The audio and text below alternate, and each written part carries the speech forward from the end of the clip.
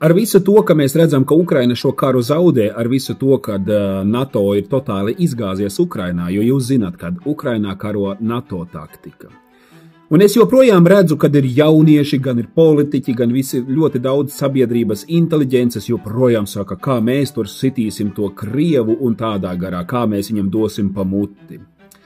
Bet ziniet, es jums gribētu parādīt vienu vizualizāciju, kā izskatītos Latvija, ja mēs viņu uzliktu uz Ukrainas. Lūk, pieņemsim, ja mēs šādi te izdarītu. Un ja mēs uzliekam visu 3 gadu bombardēšanu, karu, kā tas izskatītos Latvijā, tad es jums varu pateikt vienu. Latgales vairs nebūtu. Vispār Latgales vairs neeksistētu. Jo ja mēs pastāmies blīvumu, kādā ir karots šeit, tur, ja piezūmo klāt, tur nav nevienas dzīves vietas.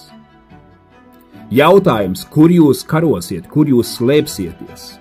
Jo joprojām ir tas fanātisms. Better to die with honor than live with shame.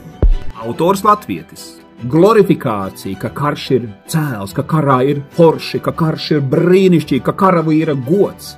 Nav tur nekāda karavīra goda. Es šodien strīmā rādīju cilvēkiem, kā mūk karavīri, klubdami, krizdami. Tur nekāda goda nav. Tur ir meli, asinis, dubļi, smadzenes. Un tas viss samiksēts kopā vienā kokteilī, kurā arī tu izskatās, ka gribi piedalīties, jaunieti. Lai jauka diena!